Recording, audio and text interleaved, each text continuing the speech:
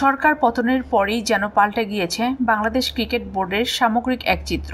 বোর্ডের দায়িত্বে থাকা একাধিক পরিচালক এবং কর্তা ব্যক্তিরাই ছিলেন সদ্য বিদায়ী আওয়ামী লীগ সরকারের ঘনিষ্ঠ।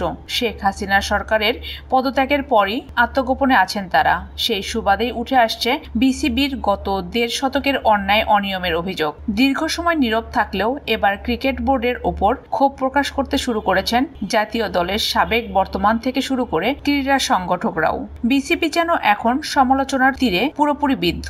এর মাঝে গতকাল উঠে এসেছে নতুন অভিযোগ। ২০২৩ সালের নভেম্বরে ভারতে হওয়া বিশ্বকাপের টাকায় এখন পর্যন্ত বুঝে পায়নি বাংলাদেশ দলের ক্রিকেটাররা। কোয়াবের সাধারণ সম্পাদক দেবব্রত পাল গত রোববার মিরপুরে গণমাধ্যমের মুখোমুখি হয়ে দেবব্রত বলেন, ক্রিকেট অপারেশনস এখন যেটা আছে ক্রিকেটারদের। আপনারা কি জানেন ২০২৩ ওয়ানডে বিশ্বকাপ ছিল ভারতে। সেই ওয়ানডে বিশ্বকাপের টাকা আইসিসির সঙ্গে ইন্টারন্যাশনাল ক্রিকেট অ্যাসোসিয়েশনের যে চুক্তি থাকে ৫০ দিনের মধ্যে টাকা দেওয়ার কথা, এটা খেলোয়াড়দের মধ্যে বন্টন হয়। সেই টাকা এখন পর্যন্ত খেলোয়াড়দের দেওয়া হয়নি। এদিকে এই প্রসঙ্গে বিসিবি দিয়েছে ভিন্ন এক জবাব। বাংলাদেশ ক্রিকেট বোর্ডের এক সূত্র জানায়, এখন পর্যন্ত আইসিসির পক্ষ থেকেই এই অর্থ বাংলাদেশের কাছে পাঠানোই হয়নি।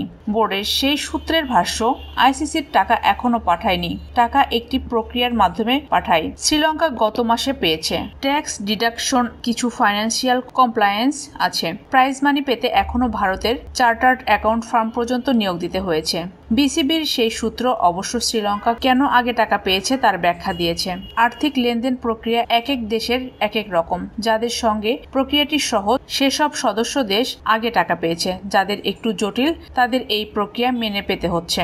উল্লেখ্য, ২০২৩ বিশ্বকাপে মূল পর্বে অংশগ্রহণের জন্য $১,০০,০০০ প্রাইজ মানি পেয়েছিল বাংলাদেশ ক্রিকেট বোর্ড। ২ ম্যাচ জেতায় ৪০,০০০ করে আরও $৮০,০০০ বেশি পেয়েছে বাংলাদেশ। সব মিলিয়ে $১,৮০,০০০ পাবে সাকিব শান্তরা, বাংলাদেশি মুদ্রায় যেটি প্রায় ২ কোটি টাকা।